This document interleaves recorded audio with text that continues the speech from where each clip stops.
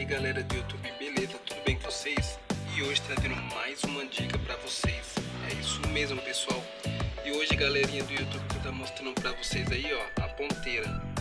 Isso aqui, pessoal, é a ponteira. Geralmente quando você tá dirigindo o seu carro aí e quando você vai fazer a curva, ele faz tac, tac, tac, tac, tac, tac. É essa ponteira aqui, ó. Vocês podem ver que a curva aqui, ó, a curva já rasgou aqui. Geralmente quando vai fazer a curva, ele faz tac, tac, tac, tac, tac, tac. É essa ponteira aí, pessoal, ó. Tá vendo? Isso aqui que é a ponteira. Geralmente dá esse problema aí você tem que estar trocando a ponteira dele aí, ó. Tá vendo aí, ó? Pode observar aqui, ó, esse braço aqui, ó, que é encaixado na roda.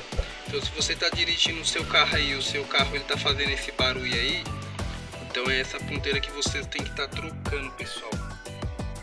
É muito simples e fácil.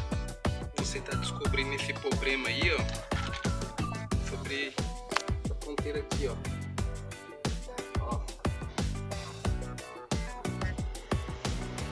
Você tem um carro e ele tá fazendo um barulho aí, tec, tec, tec, tec, tec.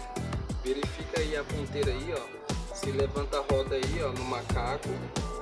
Aí você gira.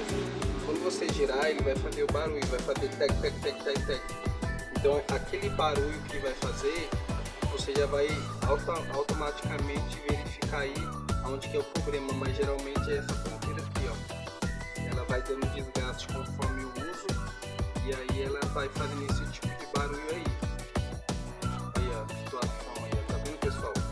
Beleza? Então se o carro, quando você vai fazer a curva, ele tá fazendo barulho, é essa ponteira aí, ó, tá bom? Esse aqui é um Corsa, tá? 98, trazendo mais uma dica pra vocês aí, ó. Aí, ó, tamanho aí do rasgo aí que deu aí. Geralmente, pessoal, pode pegar pedra aqui dentro também, tá? Beleza? É mais uma dica trazendo pra vocês aí. Se vocês gostou do